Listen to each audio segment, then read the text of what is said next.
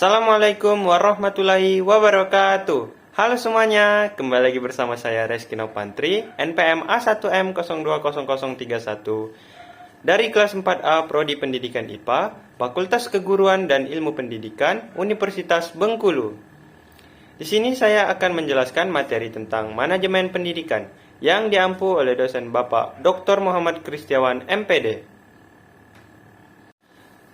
Pada kali ini kita akan membahas bab 8 mengenai manajemen pendidik dan peserta didik. Yang pertama yaitu manajemen pendidik. Pengertian manajemen pendidik menurut Terry adalah sebagai pencapaian tujuan yang telah ditentukan sebelum melalui usaha orang lain. Management is accomplishing of the predetermined objective through the effort of other people. Sementara itu, menurut tim dosen administrasi pendidik, manajemen berasal dari bahasa Inggris. Manajemen yang dikembangkan dari kata to manage, yang artinya mengatur atau mengelola. Kata manage itu sendiri berasal dari Italia, managio, yang diadopsi dari bahasa Latin managere, yang berasal dari kata manus yang artinya tangan. Jadi, pengertian manajemen pendidik oleh tim dosen administrasi pendidik adalah aktivitas yang harus dilakukan mulai dari pendidik masuk ke dalam organisasi pendidikan sampai akhirnya berhenti melalui proses perencanaan SDM, perekrutan, seleksi, penempatan, pemberian kompensasi, penghargaan, pendidikan, dan latihan atau pengembangan dan pemberhentian dari pendapat para ahli tersebut. Dapat disimpulkan bahwa manajemen merupakan suatu kegiatan yang dilakukan secara bersama-sama oleh dua orang atau lebih yang didasarkan atas aturan tertentu dalam rangka mencapai tujuan organisasi. Yang kedua yaitu tugas, kewajiban, dan hak pendidik. Tugas pendidik, Undang-Undang Nomor 20 Tahun 2003 adalah merencanakan dan melaksanakan proses pembelajaran melalui hasil pembelajaran, melakukan pembimbingan dan pelatihan, serta melakukan penelitian dan pengabdian kepada masyarakat, terutama bagi pendidik dan perguruan tinggi. Supardi menyebutkan tugas seorang pendidik terdiri atas beberapa hal, yaitu sebagai berikut. Yang pertama, tugas guru sebagai profesi. Yang kedua, tugas guru di bidang kemanusiaan. Yang ketiga, tugas guru di bidang kemasyarakatan. Yang ketiga yaitu peran pendidik. Berikut adalah peranan guru dalam nuansa pendidik yang ideal. Yang pertama yaitu guru sebagai pendidik. Sebagai pendidik, guru merupakan teladan, panutan, dan tokoh yang akan diidentifikasi oleh peserta didik. Kedudukan sebagai pendidik menuntut guru untuk membekali diri dengan pribadi yang berkualitas berupa tanggung jawab, kewibawaan, kemandirian, dan kedisiplinan. Guru sebagai pelajar. Peranan guru sebagai pengajar seiring dengan perkembangan zaman adalah lebih menuntut guru berperan sebagai fasilitator dan mediator pembelajaran yang menuntut guru merancang kegiatan pembelajaran, yang mengarahkan peserta didik melakukan kegiatan pembelajaran dan memperoleh pengalaman belajar dengan memanfaatkan belajar yang tersedia. Guru sebagai pembimbing.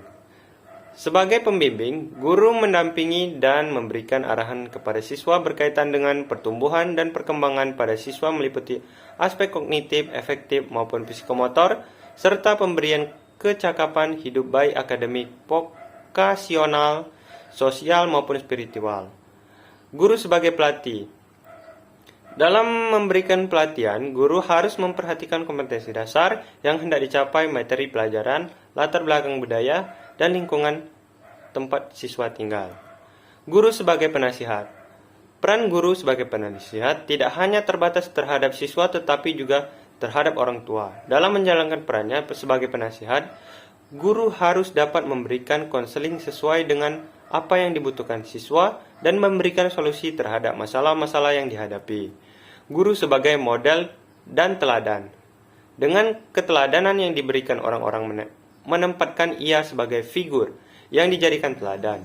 Sifat-sifat positif yang ada pada guru merupakan modal yang dapat dijadikan sebagai teladan, seperti bertanggung jawab, dan sebagainya.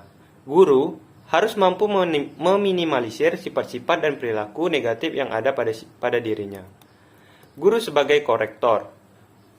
Guru sebagai korektor di mana guru harus membedakan mana nilai yang baik dan mana nilai yang buruk. Semua nilai yang baik harus guru pertahankan dan semua yang nilai buruk harus disingkirkan. Guru sebagai organisator. Guru sebagai organisator adalah sisi lain dari peran yang diperlakukan dari guru. Dalam bidang ini, guru memiliki kegiatan pengelolaan akademik, membuat dan melaksanakan pembelajaran, menyusun tata tertib, menyusun kalender akademik, dan sebagainya. Guru sebagai motivator. Guru sebagai motivator hendaknya dapat mendorong anak didik agar bergairah dan aktif belajar. Guru sebagai fasilitator. Guru sebagai fasilitator berarti guru hendaknya dapat menyediakan fasilitas yang memungkinkan memudahkan kegiatan belajar anak didik. Guru sebagai pengelola kelas.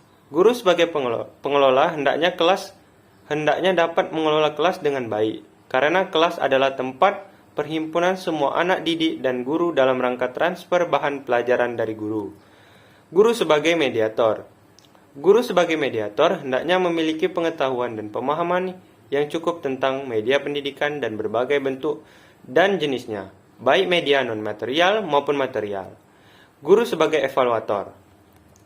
Guru sebagai evaluator dituntut untuk menjadi seorang evaluator yang baik dan jujur, dengan memberikan penilaian yang menyentuh aspek ekstrinsik. Yang keempat yaitu penguasaan kompetisi pendidik. Seorang pendidik harus menguasai sejumlah kompetisi yang sifatnya sangat mendasar maupun kompetisi yang sifatnya tuntunan dan pengembangan dari profesi keguruan. Supardi mengemukakan kompetensi-kompetensi pendidik sebagai berikut. Yang pertama, penguasaan kompetensi dasar. Yang kedua, penguasaan kompetensi pedagogik, kepribadian, sosial, dan profesional. Yang kelima, rekrutmen, seleksi guru dan staf. Yang pertama yaitu kriteria dasar seleksi.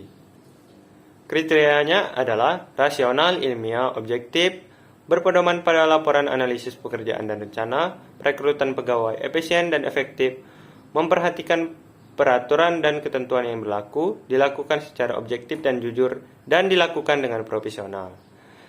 Cara dan metode seleksi. Yang pertama yaitu seleksi persyaratan administrasi, yang kedua seleksi pengetahuan umum, yang ketiga seleksi psikologis, yang keempat seleksi wawancara, yang kelima seleksi referensi.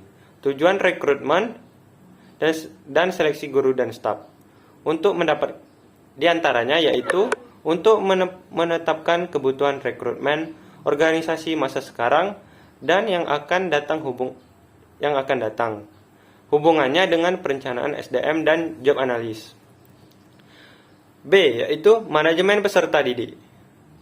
Yang pertama, pengertian manajemen peserta didik.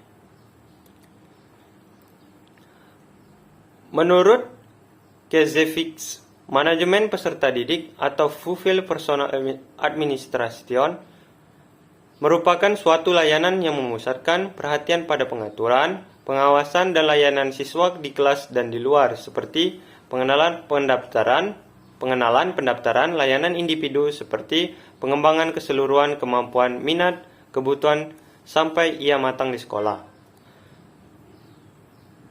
2, yaitu langkah-langkah perencanaan peserta didik. Langkah-langkah perencanaan peserta didik yaitu 1. Forecasting, membuat perkiraan dengan mengantisipasi ke depan. Yang kedua yaitu objectives, merupakan perumusan tujuan. Yang ketiga yaitu policy. Kebijakan di sini berarti mengidentifikasi berbagai macam jenis kegiatan yang diperhitungkan untuk dapat mencapai tujuan. Yaitu yang keempat yaitu programming, merupakan seleksi atau kegiatan yang sudah dirumuskan pada langkah policy. Yang kelima yaitu prosedur, merupakan merumuskan langkah-langkah secara berurut. Yang keenam yaitu schedule, merupakan penjadwalan terhadap kegiatan-kegiatan yang sudah diprioritaskan sebagaimana langkah-langkah programming. Yang ketujuh yaitu budgeting, merupakan anggaran atau pembiayaan. Yang ketiga yaitu kebijakan penerimaan peserta didik baru. Kebijakan operasional peserta didik baru memuat aturan mengenai jumlah peserta didik yang dapat diterima di suatu sekolah. Yang keempat yaitu sistem penerimaan peserta didik baru. Ada dua macam yang digunakan dalam penerimaan peserta didik baru, yaitu sebagai berikut. Yang pertama, sistem promosi. Yang kedua, sistem seleksi. Yang kelima yaitu kriteria penerimaan peserta didik baru. Kriteria pada patokan yang menentukan bisa atau tidaknya seseorang untuk diterima sebagai peserta didik. Ada 3 macam kriteria penerimaan, yaitu sebagai berikut. Kriteria acuan patokan yang pertama, yang kedua yaitu kriteria acuan norma, yang ketiga kriteria berdasarkan daya tampung. Pada pokok pembahasan yang keenam yaitu rekrutmen peserta didik. Rekrutmen peserta didik merupakan proses pencairan dan menentukan peserta didik yang nantinya akan menjadi peserta didik di sekolah yang bersangkutan. Penerimaan merupakan kegiatan yang pertama dilakukan oleh lembaga pendidik maupun perguruan tinggi lainnya. Yang ketujuh yaitu orientasi peserta didik. Orientasi peserta didik merupakan perkenalan situasi dan kondisi sekolah yang diberikan kepada peserta didik. Tujuan dan fungsi orientasi peserta didik diantara lainnya sebagai berikut. Yang pertama yaitu agar peserta didik lebih mengenal dekat mengenai dirinya sendiri di tengah-tengah lingkungan yang baru. Yang kedua yaitu fungsi orientasi. Bagi peserta didik, orientasi berfungsi sebagai berikut. Diantaranya wahana untuk menyatakan dirinya dalam konteks keseluruhan lingkungan. Baiklah teman-teman, itu tadi penjelasan yang dapat saya sampaikan. Apabila saya ada salah mohon dimaafkan. Saya ucapkan wabillahi taufiq wal hidayah. Wassalamualaikum warahmatullahi wabarakatuh. Sampai ketemu di minggu depan ya.